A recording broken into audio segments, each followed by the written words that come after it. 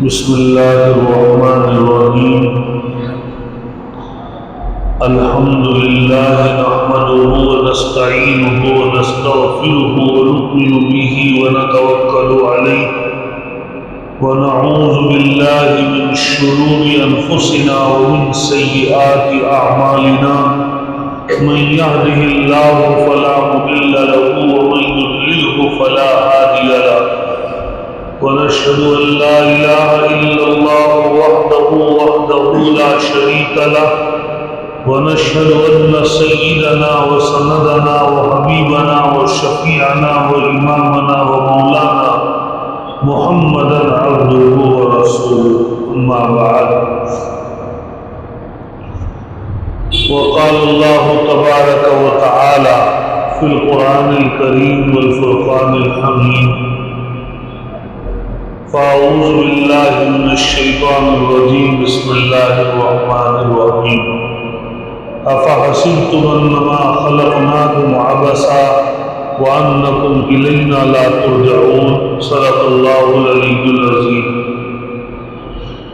اللهم صل على سيدنا محمد وأنزله المقعد المقرب عندك يوم القيامة اللهم صل على سيدنا محمد وأنزله المقعد المقرب عندك يوم القيامة اللهم صل على سيدنا محمد وأنزله المقعد المقرب عندك يوم القيامة اللہ تعالی نے ہمیں اور آپ کو زندگی عطا فرمائی، دنیا کے اندر بھیجا، ایمان والوں کے گھر میں پیدا فرمایا۔ ایمان جیسی عظیم الشان نعمت اللہ تعالیٰ نے ہمیں بغیر مانگے عطا فرمائی، اور ہزاروں نہیں لاکھوں کروڑوں نعمتیں اللہ تعالیٰ نے ہمیں اور آپ کو دی، اور بغیر استحقاق کے دی۔ اللہ تعالیٰ کے کرم اور انعام اور احسان کی بات ہے۔ ہمیں ان نعمتوں کی قدر کرنی چاہیے، شکر ادا کرنا چاہیے، اور ان نعمتوں میں ایک نعمت ایمان اور یقین کامل کے بعد زندہ رہنے کی نعمت ہے، زندگی کی نعمت ہے۔ اس زندگی کی قدر کرنی چاہیے۔ ہمارے آقا حضرت نبی پاک صلی اللہ علیہ وسلم فرماتے تھے کہ مرنے سے پہلے پہلے اپنی زندگی کو غنیمت سمجھو۔ یہ زندگی اور زندگی میں ہونے والے اعمال انسان کو بار بار میسر نہیں ہوتے۔ ایک بار زندگی ملتی ہے، اس زندگی کے اندر ہم اور آپ جتنے اعمال کر لیں گے اتنا ہی زیادہ ہمارا اور آپ کا فائدہ ہوگا۔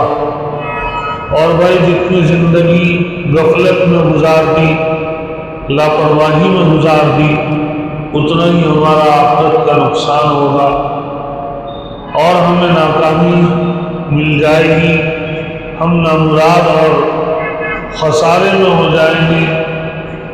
اسی لیے اللہ تعالیٰ قرآن کریم کے اندر خاص طور سے ہم اور آپ کو فرما رہے ہیں کہ ہم نے جو تمہیں پیدا کیا ہے وہ بیکار پیدا نہیں کیا۔ ویسے ہی کھیل کے انداز میں اللہ تعالیٰ نے ہمیں اور آپ کو پیدا نہیں فرما دی، بلا کسی مقصد کے پیدا نہیں فرما دی۔ کوئی دنیا کا ایک آدمی اپنا کام بغیر کسی غرض کے نہیں کرتا، جو بھی کام کرتا ہے اس کی غرض ہوتی ہے۔ اللہ تعالیٰ چونکہ رب العالمین ہے، تو اللہ تعالیٰ کوئی کام بغیر حکمت کے کیسے کر سکتے ہیں؟ اللہ کے ہر عمل میں، ہر کام میں حکمت ہوتی ہے۔ فعل الحاکم لا یخلو عن الحکمہ، حاکم کا کوئی کام حکمت سے خالی نہیں ہوتا۔ تو اللہ تعالیٰ کے ہمارے اور آپ کے پیدا کرنے میں بھی حکمت ہے، اور وہ حکمت یہ ہے کہ ہم اللہ کی ذات عالی پر ایمان اور یقین کامل رکھیں، اور اعمال صالحہ زیادہ سے زیادہ دنیا کے اندر کر کے دنیا و آخرت میں فلاح پالیں، دنیا میں بھی ہمیں جو ہے کامیابی نصیب ہو جائے اور آخرت میں بھی ہمیں کامیابی نصیب ہو جائے۔ اور دنیا میں کامیابی اور آخرت کی کامیابی کا طریقہ کیا ہے؟ وہ یہ ہے کہ ہم لوگ اللہ اور اس کے رسول صلی اللہ علیہ وسلم کی بات مانیں۔ قرآن کریم کے اندر اللہ تعالی ارشاد فرماتے ہیں وَمَن يُطِعِ اللَّهَ وَرَسُولَهُ فَقَدْ فَازَ فَوْزًا عَظِيمًا، کہ جو لوگ ہماری اور ہمارے نبی کی بات مانتے ہیں ان کو اللہ تعالیٰ بڑی کامیابی سے نوازتے ہیں، وہ بڑی کامیابی ان کو حاصل ہو جاتی ہے۔ معلوم ہوا اللہ اور اس کے رسول کی بات ماننے میں کامیابی ملتی ہے، اللہ اور اس کے رسول کے حکم کو اپنی زندگی کے اندر لانے میں انسان کو کامیابی نصیب ہوتی ہے۔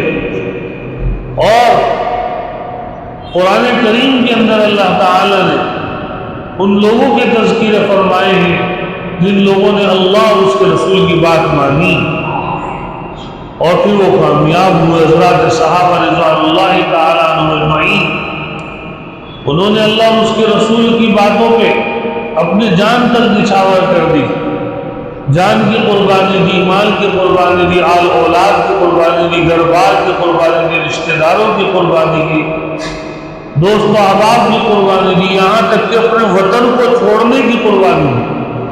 اور اللہ اور اس کے رسول کی بات جب آئی تو انہوں نے اس کے مقابلے میں کسی بھی چیز کو ترجیح نہیں دی، اللہ اور اس کے رسول کی بات کو ترجیح دی، اپنا وطن چھوڑا، اپنے بیوی بچوں کو چھوڑا، رشتہ داروں کو چھوڑا، دوست احباب کو چھوڑا۔ اللہ اور اس کے رسول کا اعلان آیا، نئی نویلی دلہن کو چھوڑ دیا۔ تو پھر اللہ تعالیٰ نے بھی ان کے بارے میں قرآن کریم میں فرمایا کہ یہ ہماری جماعت ہے اور ہماری جماعت ہی کامیاب ہوتی ہے۔ اللہ ان حزب اللہ، اللہ کی جماعت ہے یہ، اور اولئک حزب اللہ هم المفلحون، اللہ کی جماعت ہی کامیاب ہوتی ہے۔ جنہوں نے اللہ اور اس کے رسول کی بات مانی، اللہ تعالیٰ نے قرآن کریم میں ان کا ذکر فرمایا کہ یہ دیکھو کامیاب، اولئک هم المفلحون ان کو کہا گیا، اولئک هم الراشدون ان کو کہا گیا، اولئک هم الصالحون ان کو کہا گیا۔ یہ نیک بندے، یہ راستہ پانے والے ہیں، یہ ہدایت یافتہ لوگ ہیں۔ کیا کیا اعلان اللہ تعالیٰ نے، اولئک علی ھدی من ربہم، جو اللہ کی جانب سے ہدایت ملتی ہے یہ لوگ وہ ہیں کہ اس ہدایت پر ہیں۔ معلوم ہوئی یہ بات کہ نبی کریم صلی اللہ علیہ وسلم اور اللہ تعالیٰ نے جو ہمیں اور آپ کو حکم دیے ہیں، جو قانون ہمیں اور آپ کو بتلائے ہیں، ان قوانین پر عمل کرنا ہمیں دنیا کے اندر بھی کامیاب کرے گا اور آخرت میں بھی کامیاب۔ دنیا میں چاہے ہمیں ایک بات یہ نظر آئے کہ ہمیں وقتی طور سے نقصان ہو رہا ہے، لیکن اللہ تعالیٰ قرآن کریم میں فرماتے ہیں فَنِعْمَ عُقْبَى الدَّارِ، کہ انجام کے اعتبار سے اچھا انجام دنیا میں بھی انہی لوگوں کا ہوگا جو ہماری بات مان کے چلتے ہیں۔ اگرچہ آخرت کے اندر اعمال کا بدلہ ملتا ہے، دنیا اعمال کے بدلے کی جگہ نہیں، لیکن مفسرین نے لکھا ہے اس آیت کی تفسیر کرتے ہوئے کہ نہیں، دنیا کے اندر بھی اللہ تعالیٰ یہ دکھاتے ہیں کہ جو لوگ اللہ اور اس کے رسول کی بات مانتے ہیں انجام کار وہی لوگ کامیاب ہوتے ہیں۔ چاہے وقتی طور سے ان کو پریشانی آ جائے، مصیبتیں آ جائیں، دشواریاں آ جائیں، لیکن انجام جو ہوتا ہے وہ نیک لوگوں کا ہوتا ہے۔ اسی لیے تو اللہ تعالیٰ قرآن کریم میں فرماتے ہیں وَهُوَ يَتَوَلَّى الصَّالِحِينَ، کہ جو لوگ نیک اعمال کرتے ہیں ہم ان نیک اعمال کرنے والوں کے دوست ہیں، متولی، ان کے نگراں ہیں۔ اللہ نیک لوگوں کا متولی ہے. دیکھیے کتنی بڑی نسبت. اللہ ولی المومنین، اللہ ایمان والوں کا دوست، جنہوں نے اللہ اور اس کے رسول کے حکم کے مطابق زندگی گزاری، ان کا دوست.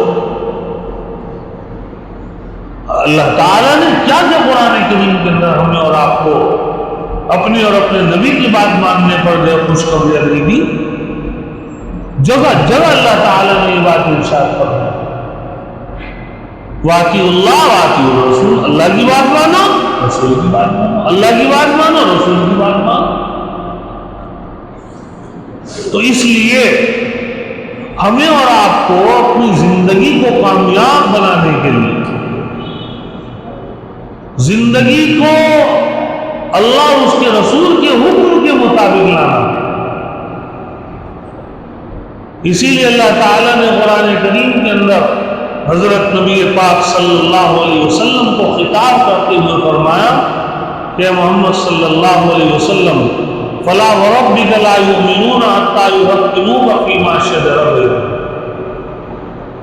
ہم قسم کھا کر کہتے ہیں کہ ہم اس کا ایمان معتبرین مانیں گے جب تک کوئی آدمی اپنے اختلافی مسائل میں آپ کے فیصلے کو نہ مان لے. کیسا بھی مسئلہ ہو کہ بھئی جب اللہ کے رسول صلی اللہ علیہ وسلم نے یہ فیصلہ کر دیا تو یہی اٹل ہے. ثم لا یجدوا فی انفسہم حرجا مما قضیت، اور پھر اپنے دل کے اندر ذرا سی قدرت بھی اس فیصلے کے خلاف نہ لائے کہ بھئی یہ فیصلہ اللہ اور اس کے رسول نے میرے حق میں غلط کر دیا. نہیں، ایسا نہیں. دل کی گہرائیوں سے اللہ اور اس کے رسول کے حکموں کی اطاعت کرے. آج دشواری یہ ہو گئی ہے، ہر آدمی اپنی عقل چلانا چاہتا ہے، اپنی رائے چلانا چاہتا ہے، اپنی رائے زنی کرتا ہے. شریعت کو وہ بہت پیچھے دھکیل رہا ہے، شریعت کو پیچھے لے جا رہا ہے، شریعت کو اپنی عقل کے تابع بنانا چاہتے ہیں. دین کے اندر دخل اندازی، دین کے اندر اپنی رائے پیش کرنا اور اپنی رائے کے مطابق جو ہے اپنی زندگی گزارنا، یہ شیطانی طریقے ہیں. اللہ اور اس کے رسول، ایمان کا مطلب ہی کیا ہے؟ ایمان کا مطلب کیا ہے؟ حضرت ابراہیم علیہ السلام سے اللہ نے فرمایا اذ قال له ربه اسلم، اپنے آپ کو سپرد کر دے اللہ کے. اسلم کا مطلب کیا ہے؟ اپنے آپ کو اللہ کے حوالے کر دینا. اللہ میرے عقائد کا مسئلہ ہو، میری عبادات کا مسئلہ ہو، میری معاشرت کا مسئلہ ہو، میرے اخلاق کا مسئلہ ہو، میرے معاملات ہو، میری گھریلو زندگی ہو، میری انفرادی زندگی ہو، میری اجتماعی زندگی ہو، ہمارے یہاں شادی بیاہ ہو، ہمارے یہاں خوشیوں کا ماحول ہو، ہمارے یہاں غم کا ماحول ہو، سفر کا مسئلہ ہو، حضر کا مسئلہ ہو، اے اللہ ہم نے ہر مسئلے کے اندر اپنی گردن کو تیرے آگے جھکا دیا. یہ تو اسلام ہے. اسلام اس کا نام نہیں کہ نہیں اللہ اور اس کے رسول تو یہ کہہ رہے ہیں، نہیں ہم یہ کہہ رہے ہیں. ایسا نہیں ہو سکتا. اسلام تمہیں یہ نہیں کہتا کہ تم اپنے من کی زندگی گزارو. اسلام چاہتا ہے اللہ اور اس کے رسول کے حکم کے مطابق گزارو. من کی زندگی گزارنے والوں کو قرآن گمراہ کہتا ہے. من کی زندگی تمہاری جنت میں ہوگی، یہاں رب کی زندگی گزارنی، یہاں رب کے مان کی گزارو گے. اللہ قرآن میں کہہ رہے ہیں وَلَكُمْ فِيهَا مَا تَشْتَهِي أَنفُسُكُمْ، جنت کے اندر جو تم چاہو گے وہ ہوگا. یہاں تم وہ کر لو جو اللہ اور اس کے رسول چاہتے ہیں. یہاں اپنے من کی کے مطابق زندگی مت گزارو. جب مرضی آئی نماز چھوڑ دی، جب مرضی آئی نماز پڑھ لی، جب مرضی آئی جو ہے عبادت کر لی، جب مرضی آئی اللہ کا ذکر کر لیا، جب مرضی آئی چھوڑ دیا. اللہ کے حکموں کے مطابق زندگی گزارنا یہی اصل اسلام ہے، یہی اصل ایمان ہے. اس لیے اپنی آراء، اپنی رائے اللہ اور اس کے رسول کے قوانین کے مت چلایا کریں، پیش نہ کیا کریں۔ دین کے اندر زیادہ جو ہے اپنی رائے پیش نہ کریں، منع کیا گیا۔ ہمارے آقا حضرت نبی پاک صلی اللہ علیہ وسلم نے ارشاد فرمایا کہ جس آدمی نے میرے بارے میں کوئی جھوٹی بات بولی کہ حضور ایسا فرماتے ہیں، اور نبی علیہ السلام نے وہ بات نہیں فرمائی، نبی علیہ السلام نے وہ بات نہیں فرمائی، ہم کہہ دیتے ہیں نا کہ حدیث میں تو ایسا آیا۔ ارے یہ کہنا بہت بڑی بات ہے کہ حدیث میں ایسا آیا۔ حدیث میں ایسا ہے اس کا مطلب ہے کہ اللہ کے رسول صلی اللہ علیہ وسلم نے فرمایا ہے، اور اگر خدا نہ خواستہ اس فرمانے کے اندر کچھ ہمارے سے غلطی ہو گئی کہ حضور نے ایسا فرمایا اور حضور نے ایسا نہیں فرمایا تھا، نبی علیہ السلام نے فرمایا فَلْيَتَبَوَّعْ مَقْعَدَهُ مِنَ النَّارِ، اپنا ٹھکانہ جہنم بنا لے، سیدھا جہنم میں جائے۔ تمام محدثین علماء فرماتے ہیں کہ ہمیں حدیث شریف بیان کرتے ہوئے سب سے زیادہ ڈر اگر کسی حدیث کا لگتا ہے تو وہ یہ حدیث ہے، وہ یہ حدیث ہے، من کذب علی متعمدا فلیتبوأ مقعدہ من النار، یہ حدیث ہے کہ جس آدمی نے مجھ پر جھوٹ بولا، جان بوجھ کر جھوٹ بولا، فَلْيَتَبَوَّعْ مَقْعَدَهُ مِنَ النَّارِ، اس کو چاہیے کہ اپنا ٹھکانہ جہنم بنا لے۔ تمام محدثین علماء کا اتفاق ہے کہ یہ حدیث ہمیں سب سے زیادہ ڈراتی ہے۔ سب سے زیادہ ڈر اگر ہمیں کسی حدیث کا لگتا ہے تو وہ یہ حدیث ہے کہ کہیں ہمارے سے چوک نہ ہو جائے۔ تو میرے بھائیو بزرگوں دوستو، دین اور شریعت سارا کا سارا موجود ہے، لکھا ہوا ہے، سب چیز موجود ہے۔ ایک حدیث پاک میں ہمارے آقا حضرت نبی علیہ السلام نے فرمایا کہ جس شخص نے قرآن کے بارے میں اپنی کوئی رائے پیش کی، من قال فی القرآن برأیہ، جس نے قرآن کریم کے بارے میں اپنی رائے کوئی پیش کی، قد اصابہ، اور اس نے وہ رائے صحیح بھی رکھی، اس نے وہ رائے صحیح بھی رکھی کہ میں یہ کہتا ہوں، میری رائے یہ ہے، میری رائے یہ ہے، اور وہ رائے صحیح بھی تھی، فرمایا ہمارے آقا نبی علیہ السلام نے فقد اخطا، اس نے پھر بھی غلطی کی۔ اپنی رائے کیوں چلا رہا ہے وہ؟ اگر اس کو اپنی رائے چلانی ہے اور اللہ اور اس کے رسول صلی اللہ علیہ وسلم کی رائے، اللہ اور اس کے رسول صلی اللہ علیہ وسلم کی تعلیم، اللہ اور اس کے رسول صلی اللہ علیہ وسلم کے احکام اس کو اگر منظور نہیں ہے تو اس کو چاہیے کہ اللہ کی زمین کو چھوڑ کر کوئی اور زمین تلاش کرے اور اس زمین پر جا کے اللہ اور اس کے رسول صلی اللہ علیہ وسلم کے حکموں کی خلاف ورزی۔ تو میرے بھائی اور بزرگوں دوستو، اپنے آپ کو اللہ اور اس کے رسول کے حوالے کر دینا، یہی ایمان ہے، یہی اسلام ہے۔ جہاں بھی ہمارے اللہ ہمیں کسی چیز کا حکم دے، ہمارے رسول صلی اللہ علیہ وسلم کسی چیز کا حکم دے، ہم اس چیز کو مانیں، اپنی رائے نہ چلائیں۔ اپنی رائے چلائیں گے تو گمراہی ہوگی، عقل چلائیں گے گمراہی ہوگی۔ اسلام اور اسلام کی تعلیمات یہ ضروری نہیں ہے کہ ہماری عقل میں آ جائے۔ اگر ہماری عقل میں اسلام اور اسلام کی تعلیمات نہ آئیں تو ہم چھوڑ دیں گے انہیں۔ جیسا حکم ملا ویسا کریے گا۔ آپ سفر میں جا رہے ہیں، 80 کلومیٹر کا سفر ہے، اور اب آپ کو نماز پڑھنی ہے، اسلام یہ کہتا ہے کہ 80 کلومیٹر کے سفر یعنی 48 میل کے سفر پہ آپ 4 رکعت والی نماز کو 2 رکعت پڑھیے گا۔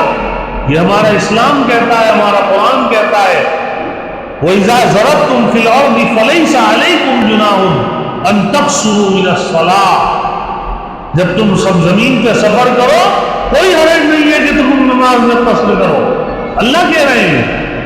اب آپ قصر نماز کی جگہ یہ کہتے ہو کہ نہیں ہم تو 4 رکعت پوری پڑھیں گے۔ ہماری عقل یہ کہتی ہے کہ اگر 4 پڑھو گے 2 کی جگہ اللہ تعالیٰ ثواب دیں گے، تو یہاں ثواب کے بجائے آپ کو گناہ ملے گا، کیونکہ اللہ کے رسول صلی اللہ علیہ وسلم نے ہمیں یہ فرمایا کہ جس طرح اللہ کو گھر پہ رہتے ہوئے 4 رکعت پڑھنا پسند آتا ہے، اسی طرح اللہ کو سفر میں رہتے ہوئے 4 کی جگہ 2 پڑھنا پسند آتا ہے۔ یہ ہے اسلام۔ جیسا حکم ملا بس فوراً ایسا کر دیجیے، اللہ نے جیسا حکم دیا ایسا کر دیجیے۔ نبی کریم صلی اللہ علیہ وسلم بیت اللہ شریف کی طرف رک کر کے نماز پڑھ رہے ہیں۔ یہودیوں نے اعتراض کیا کہ تورات کے اندر تو یہ لکھا ہے کہ جو آخری نبی ہوں گے وہ جو ہے اپنی نماز بیت المقدس کی طرف رک کر کے پڑھیں گے۔ اللہ تعالیٰ نے حکم دیا نبی علیہ السلام کو کہ آپ بیت اللہ کی طرف نماز پڑھنا چھوڑیے اور آپ اپنا قبلہ بیت المقدس بنا لیجیے۔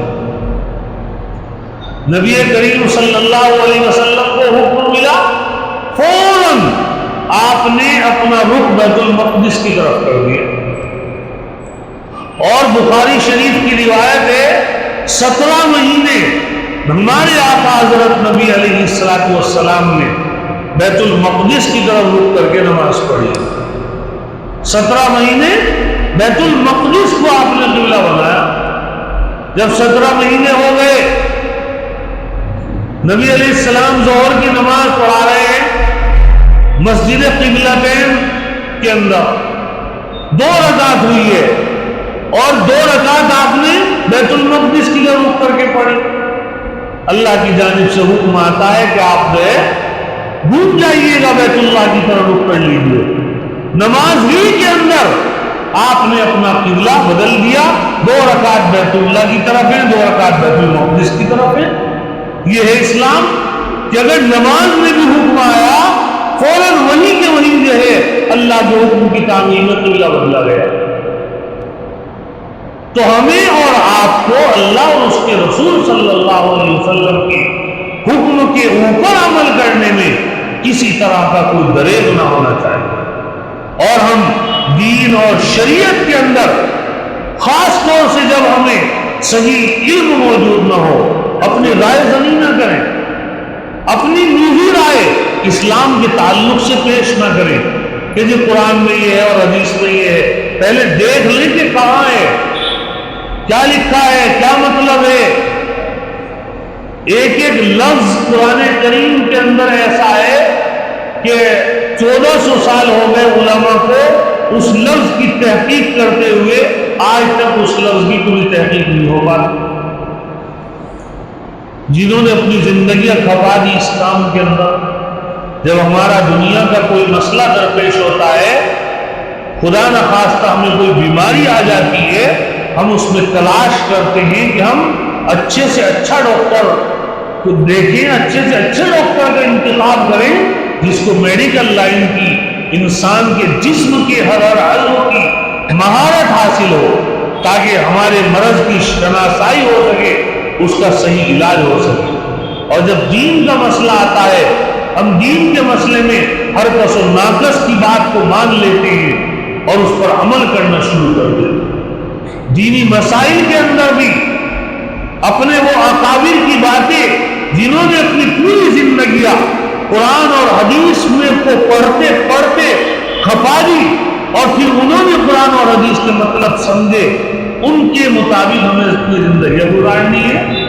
اور اس امت کے اوپر 4 ہمارے اکابر کے وہ احسان ہے کہ اس امت میں 4 علماء ایسے پیدا کیے اللہ نے کہ ان سے زیادہ قرآن اور حدیث کو سمجھنے والا حضرات صحابہ اور تابعین کے بعد کوئی موجود نہیں تھا۔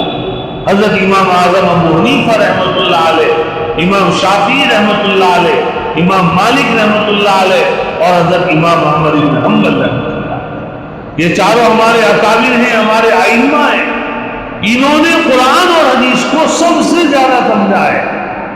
اسی لیے ان چاروں کے اندر ہم نے دیکھا کہ سب سے زیادہ کون سمجھے چاروں میں؟ وہ حضرت امام اعظم ابو حنیفہ تھے، کیونکہ امام ابو حنیفہ رحمۃ اللہ علیہ کو 3 صحابہ سے ملاقات کا شرف دیا تھا۔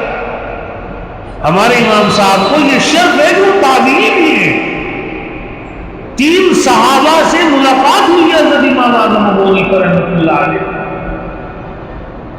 اتنا بڑا علم حضرت کا ہے۔